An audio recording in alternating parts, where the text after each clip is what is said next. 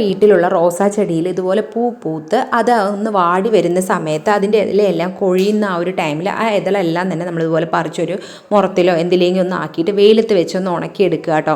അപ്പോൾ കുറേശ്ശെ കിട്ടുന്നതനുസരിച്ച് നമ്മളിതുപോലെ ഏത് കളറാണെന്നുണ്ടെങ്കിലും കുഴപ്പമില്ല, അതിനൊന്ന് ഒരു ദിവസം വെയിലത്ത് വെക്കുമ്പോഴേക്കും നല്ല പരുവത്തിൽ അത് ഉണങ്ങി കിട്ടും. അതിനൊരു മിക്സിയുടെ ജാറിലിട്ട് ഒന്ന് പൊടിച്ചെടുത്തൊരു വേറൊരു പാത്രത്തിലേക്ക് മാറ്റാം. ഇതിലേക്ക് നമ്മൾ ചെറിയ കർപ്പൂരം ആണെങ്കിൽ ഒരു 3-4 എടുക്കാം കേട്ടോ. വലുതാണെന്നുണ്ടെങ്കിൽ 2 എടുത്താൽ മതിയാവും. അപ്പോൾ ഞാൻ 2 വലിയ കർപ്പൂരം എടുത്ത് ഇതിലേക്ക് ചേർത്ത് കൊടുക്കുന്നുണ്ട്.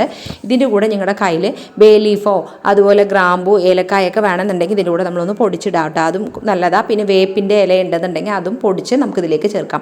എന്നിട്ട് നമ്മൾ നല്ലോണം നെയ്യൊക്കെ ഒന്ന് ചേർക്കാം. കുറച്ച് റോസ് വാട്ടറും കൂടെ ചേർത്തിട്ട് ഇതുപോലെ ഒന്ന് നമ്മൾ നന്നായി ഒന്ന് കൈ കൊണ്ട് പിടിച്ചിട്ട് ഈ ഒരു പരുവത്ത് നമ്മൾ കമ്പ്യൂട്ടർ സാമ്പ്രാണിയൊക്കെ ഉണ്ടല്ലോ ആ ഒരു ലെവലിൽ നമ്മൾ ആക്കിയെടുത്ത് വെയിലത്ത് വെച്ചൊന്ന് ഉണക്കിയെടുത്തതിന് ശേഷം നമ്മളിത് കത്തിക്കുകയാണെന്നുണ്ടെങ്കിൽ നമ്മൾ വീട്ടിൽ തന്നെ നമുക്ക് ഉണ്ടാക്കിയെടുക്കാൻ പറ്റുന്ന നല്ലൊരു സാമ്പ്രാണിയാണ് കേട്ടോ.